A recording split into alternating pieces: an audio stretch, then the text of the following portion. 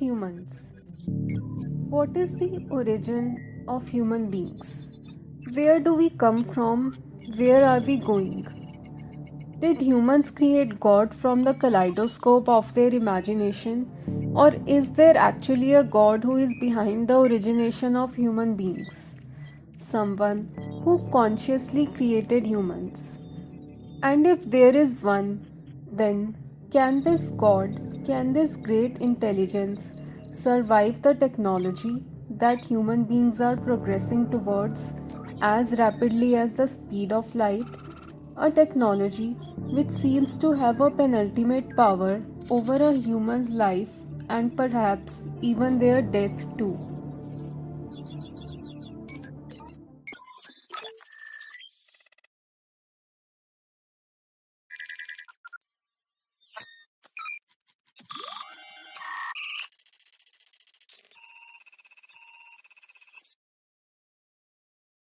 Through this novel, Mr. Brown here drives a wedge between the ideas of creationism or creation science and spontaneous evolution that can be clearly explained using the concepts of science and technology. Did an entity create this universe as suggested by all religions, or did the universe spontaneously created itself, triggered by one scientific process after the other? Do humans require to see something or someone as the source of their origin, or is it possible to elaborate the process of human evolution in terms of a summation of various other processes, such as chemical reactions, volcanic eruptions, star explosions, nucleotide multiplication, microorganism activity, so forth and so on? Religion and science, science and spirituality. Are these two ideas at conflicting loggerheads with one another, or are they leading to a realization that is but only one and the same? Origin by Dan Brown is a mystery thriller mushrooming from the deep rooted connection that lies between science and spirituality, and centered around the themes of mystery, suspense, science, technology, AI, past and future, religion, and spirituality.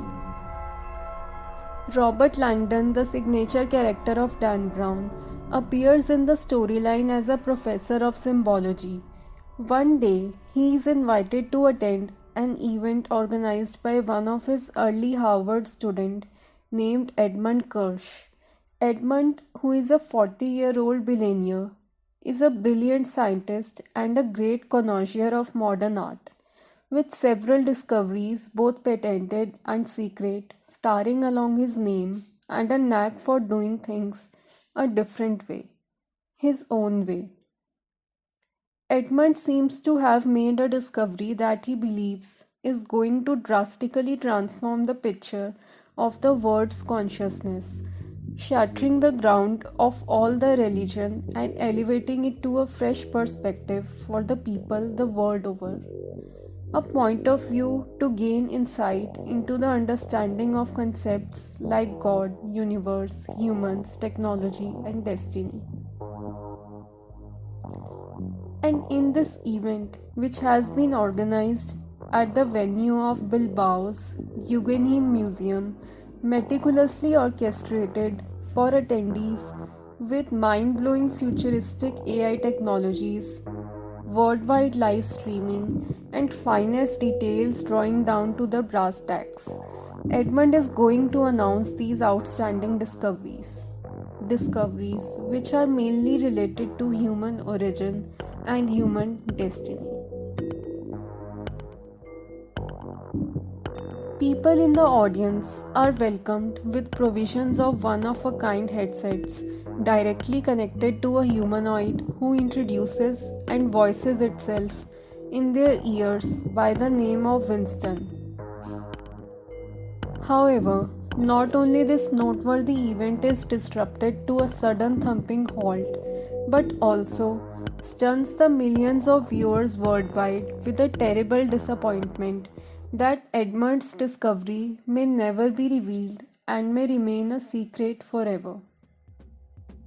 a former Navy officer named Luis Avila, who has been hired by someone called as the Regent, shoots Edmund dead, almost enigmatically, while he is delivering his speech on the stage.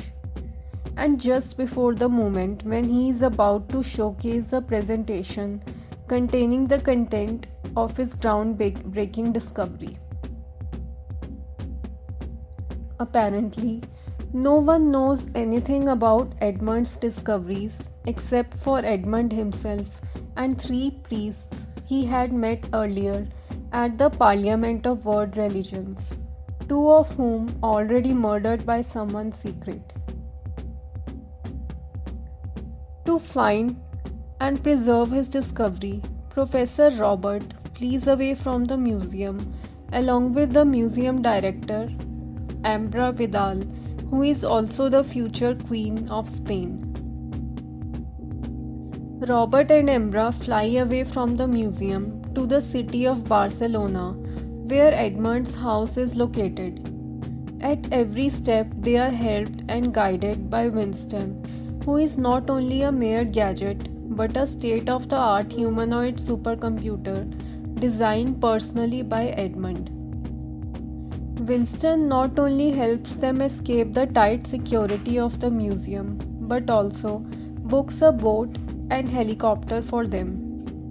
Winston was programmed by Edmund to do these tasks on an automated basis. Joining all the dots together and picturing a cohesive view of the cluster of Edmund's clues, the next and the last place they reach is Barcelona Supercomputing Center, which was also Edmund's personal computer laboratory. Arriving inside this AI-powered laboratory and entering the passcode in Edmund's personal computer, they are able to retrieve and broadcast Edmund's recorded presentation to the worldwide audience. The novel wraps up with a startling conclusion, wherein Robert discovers that the regent was none other than the supercomputer humanoid Winston. Oddly enough, Winston was instructed by Edmund to increase the public viewership of his speech to as big a number as possible, any way it was possible.